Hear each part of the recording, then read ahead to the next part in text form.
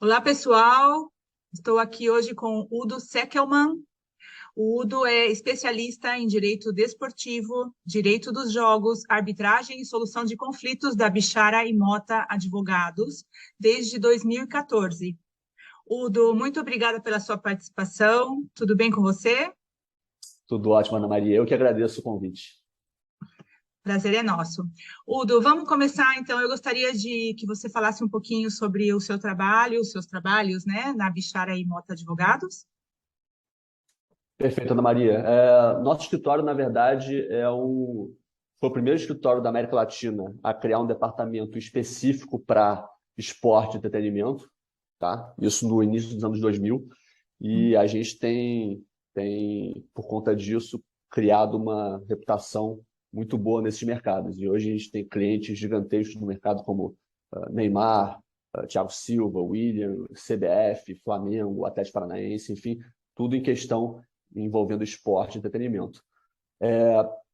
Por volta ali de 2019, 2020, a gente começou a perceber que nossos clientes, que sempre nos contrataram para auxílio com transferências de atletas, seja nacional ou internacional, processos na FIFA, processos no Tribunal Arbitral do Esporte, elaboração de contratos de transferência de imagem, patrocínio, etc., começaram a entrar em contato com a gente para demandas envolvendo tecnologias das mais diversas. Tá?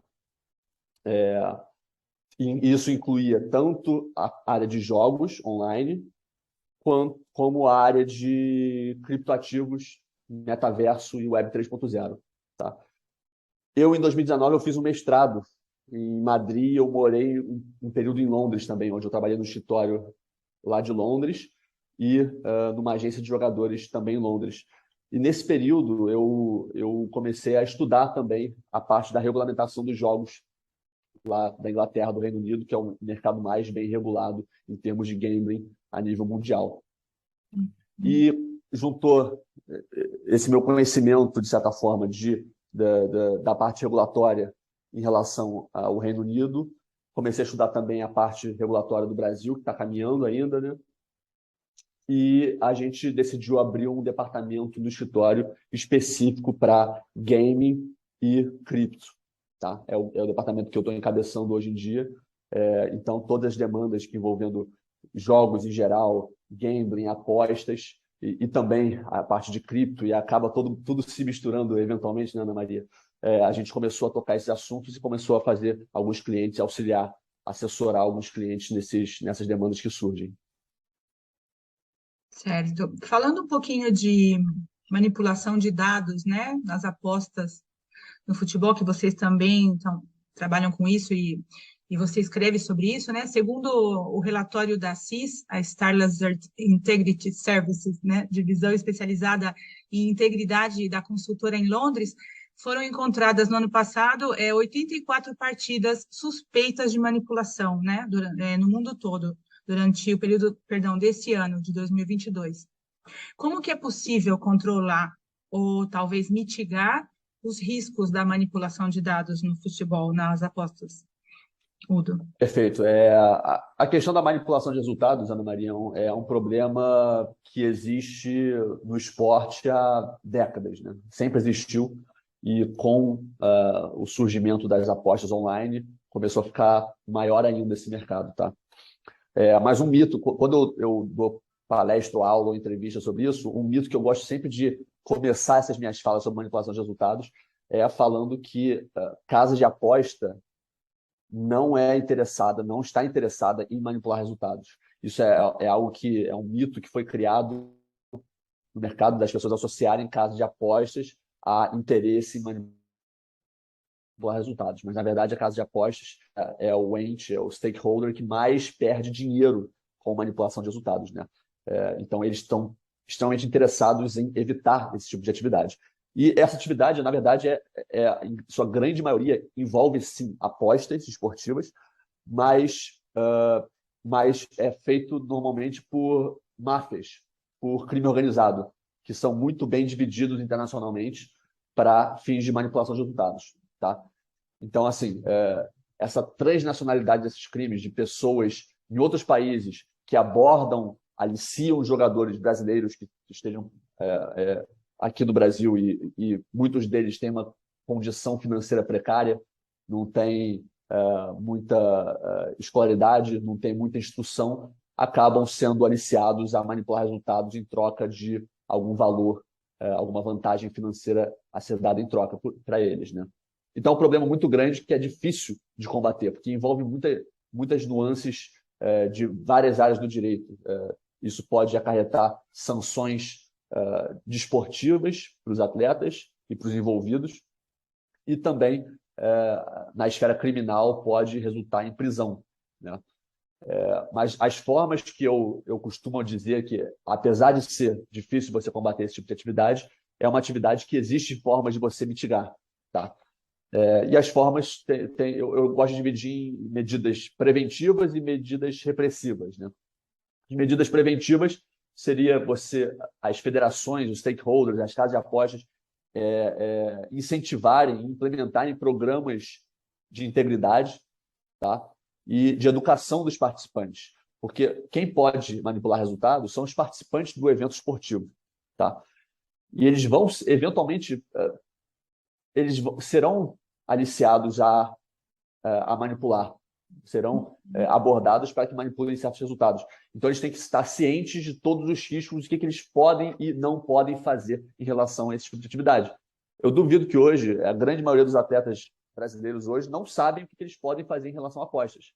Será que eu posso apostar no Campeonato Brasileiro que eu não esteja participando? Será que eu posso participar em um jogo da Premier League em que eu não tenha qualquer tipo de influência no resultado? Será que eu posso fazer propaganda de casa de aposta? Será que eu posso jogar Cartola Express? Será que eu posso jogar Rei do Pitaco? Enfim, são várias questões que nossos atletas não sabem. E não só não sabem o que eles podem ou não fazer em termos regulatórios na esfera esportiva, mas também não sabem quais são as consequências penais que existem na nossa legislação, penalidades que podem acarretar até, salvo engano, 6 anos de reclusão, né? Então, assim, a parte de educação dos participantes é uma medida preventiva que é importantíssima a gente tomar. E, em termos de medida repressiva, seria você investigar mais a fundo, você investir dinheiro para a investigação mais a fundo desses casos, e também serviços de monitoramento de apostas. Existem diversas empresas hoje em dia que fornecem esse serviço, que tem uma base de dados gigantesca, que eles conseguem identificar volumes de apostas que não são condizentes com o usual, e com isso mandar relatórios para federações e casas de apostas para falar, essa partida tem suspeita de manipulação de resultados. Aí a casa de aposta suspende aquela aposta, a federação começa a investigar mais a fundo aquela partida e penaliza na esfera desportiva os responsáveis. Perfeito. Agora, em seu artigo Considerações Jurídicas sobre a Regulamentação das Apostas Esportivas no Brasil, você diz que não basta somente regulamentar as apostas esportivas, deixando as outras verticais do jogo sem legalizar. O ideal é que abram para todas as verticais, é isso que você diz? Perfeito, Maria. Quando eu escrevi esse artigo, a gente já estava recebendo alguns clientes aqui nos escritórios que são operadores estrangeiros que querem se estabelecer no Brasil. E muitos deles não, acho que quase 100% deles chegam para a gente e falam: eu quero pegar uma licença para operar legalmente no Brasil. Como que eu faço? A gente fala: beleza. Ainda não tem regulamentação, então você não consegue pegar uma licença. Então, hoje é mercado cinza que tá explorando o mercado brasileiro. Mas assim que sair a licença, você pode sim explorar o mercado brasileiro. Porém, a única vertical que foi legalizada é a aposta esportiva de cota fixa. E o operador sempre fala: mas, Zuden, no meu site eu tenho a grande parte do meu DDR, a grande parte do meu lucro advém de aposta esportiva e de jogos de cassino online. E eu falo, e é complicado você falar: pois você vai poder explorar aposta esportiva, mas só de cota fixa, mas você vai ter que limitar voluntariamente o que você vai oferecer no seu site. Você não pode oferecer jogo online de cassino. Assim como você não pode oferecer outros tipos de apostas que não sejam esportivas. Por exemplo, se você quiser abrir uma aposta sobre quem vai ganhar a eleição aqui no Brasil, quem vai ganhar a próxima edição do BBB, você não pode. E assim, eu nunca nunca escutei uma opinião razoável e uma justificativa razoável para que você limite esse tipo de aposta, essas outras verticais. Então é algo muito complicado que até hoje eu estou à procura de alguém que me fale, Udo, foi legalizado a aposta esportiva de cota fixa apenas porque 3 pontinhos. Então a gente não tem essa informação. E isso eu vejo isso como algo muito prejudicial ao mercado brasileiro, porque você vai ter, por exemplo, as casas de apostas que se licenciarem aqui no Brasil e começarem a explorar o mercado brasileiro, vão se licenciar para a exploração de aposta esportiva de cota fixa. Porém, as casas de apostas que continuarem explorando o mercado cinza, que não vão ter uma licença no Brasil, vão explorar apostas de cota fixa e jogos online de cassino e não vão ter que pagar impostos no Brasil. Então, eles vão ter uma vantagem gigantesca em relação ao mercado licenciado brasileiro. E isso, no longo prazo, vai ser muito prejudicial ao mercado brasileiro, ao meu ver. Isso tem a ver com a próxima pergunta que eu vou te fazer, que é se a escolha do Ministério da Economia pelo modelo de autorização é a melhor opção para o Brasil, né? Ao meu ver, sim, Ana Maria, porque, só para o pessoal entender, houve muita discussão nesses últimos anos sobre o modelo de licenciamento que seria adotado no Brasil. Então, a grande discussão era se seria um modelo de autorização ou se seria um modelo de concessão. Na primeira minuta de 2019 foi o modelo de autorização, aí na segunda minuta de 2020 foi estabelecido, foi incluído um modelo de concessão através de licitação e com possível limite no número de operadores brasileiros. E em 2022 mudou de novo para autorização. E autorização, ao meu ver, e grande parte do mercado, é sim o melhor modelo a ser adotado, porque você estimula a competitividade entre os players, os operadores que vierem para o Brasil vão ter uma competição, então competição gera produtos melhores, você vai estar sempre competindo, e se você tivesse um modelo de concessão, além de ser algo moroso, custoso, que demora muito e complicado de você conseguir uma licença, você teria um limite de operadores. Isso, eventualmente, criaria um oligopólio e de operadores que não necessariamente estariam visando criar um produto melhor para o mercado, né? Então, acho que o modelo de autorização sem uma limitação de operadores foi o mais acertado pelo Ministério da Economia, sim. Ok. O ponto mais debatido entre os stakeholders da indústria de apostas é a tributação excessiva. Qual seria a maneira correta de aplicá-la sem prejudicar o Brasil? E outra, qual é a diferença entre a tributação sobre o apostador e sobre o operador? Perfeito, Ana Maria. Quando saiu a lei de 2018, a 13756, houve muitas críticas em relação à tributação, tá? Por 2 motivos. Primeiro motivo, tributação sobre o operador estava sendo aplicada com base no turnover dos operadores. O que isso quer dizer? Se eu sou um operador e eu recebo R$1 milhão em apostas, eu vou ser tributado sobre esse 1 milhão. Porém, o modelo mais utilizado em países bem regulamentados em termos de gambling é a tributação sobre o GGR, que seria esse 1 milhão que entrou, menos os prêmios que você distribui aos apostadores que acertaram o prognóstico esportivo, né? Isso seria algo muito mais justo, muito mais factível, né? E para a saúde do mercado em si.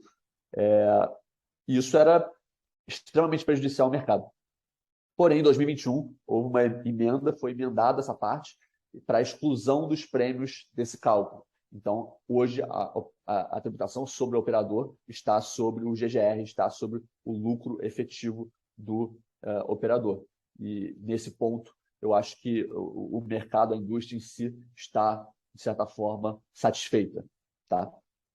Porém, olhando agora para a tributação do apostador, é algo que eu vejo ainda como algo muito prejudicial ao mercado. E eu tenho clientes que estão muito preocupados com isso, com a saúde do mercado brasileiro por conta da tributação do apostador. Por quê?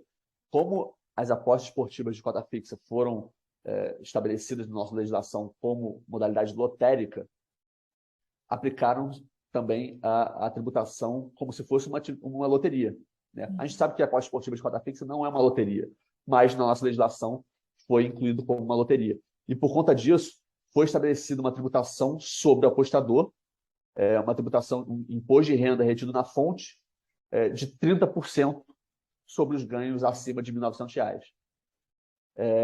E isso é algo que pode afastar muitos apostadores do mercado licenciado brasileiro. Então, olha, se a gente tem vários apostadores hoje em dia no Brasil, em uma casa de apostas licenciada, ele vai perder 30% dos seus ganhos, sendo que na casa de apostas estrangeira, não licenciada, ele não vai ter que pagar esse tipo de imposto. O apostador fica mais inclinado a apostar no mercado offshore, no mercado estrangeiro. Então, assim, é algo que a gente tem que olhar com muito carinho, muito cuidado, porque isso sim pode ser prejudicial e pode afastar muitos operadores no longo prazo do Brasil.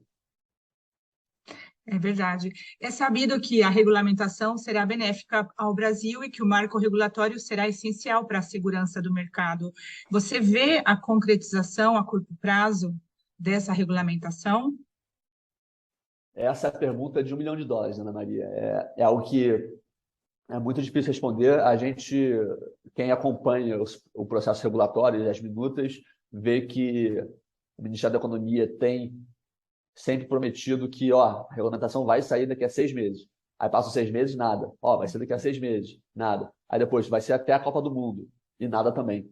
Então, hoje a expectativa é que saia, que o decreto regulatório seja assinado após as eleições. Tá? Exatamente porque os candidatos não estão confortáveis em se posicionar em relação a jogo de azar e perder grande parte da sua base eleitoral, dos evangélicos principalmente, por se posicionar em relação a isso. Então, isso é algo muito delicado que a gente espera que seja assinado entre outubro, após as eleições, e dezembro desse ano ainda, que foi o prazo dado pela lei. Exatamente. E caso passe esse período, né, o prazo de 4 anos que vence agora em dezembro, sem que a regulamentação entre em vigor, o que vai acontecer? Será uma boa para o país? Vai virar uma bagunça? O que você acha? Ao meu ver, para o país em si, é algo muito ruim, porque você vai ter uma atividade que é efetivamente legalizada, que está na legislação, que estou legalizando essa atividade, que é a aposta esportiva de cota fixa, porém, como você não regulamentou essa atividade, você não permitiu que os operadores peguem uma licença junto ao setor público, você não consegue arrecadar com impostos, né? Então, todo esse dinheiro que está sendo explorado no Brasil, o volume de apostas que circula no Brasil gera muito dinheiro, mas o Brasil em si, o Estado, não consegue arrecadar em impostos. Então, para o país, eu vejo como algo muito prejudicial. Sim, mas eu pergunto, vai continuar, o pessoal vai continuar trabalhando, operando e abrindo casa Isso, de aposta do mesmo jeito, né? Vai continuar como está hoje. Para os Uhum. operadores, os operadores e para os apostadores é, de certa forma, confortável, né? Uhum. Claro que tem prós e contras, você tem algumas inseguranças jurídicas em relação a certos pontos, mas vai continuar do jeito que está. Porém, para o Estado em si, vai ser algo muito prejudicial. Ok. Udo, eu queria te agradecer muito em nome da eGaming Brasil a sua participação. Obrigado por aceitar essa entrevista. Te desejo muito sucesso e nos vemos em breve. Muito obrigado, Ana Maria. Muito obrigado à Game Brasil pelo convite. Estou à disposição de vocês para a próxima entrevista. Obrigada. Até a próxima.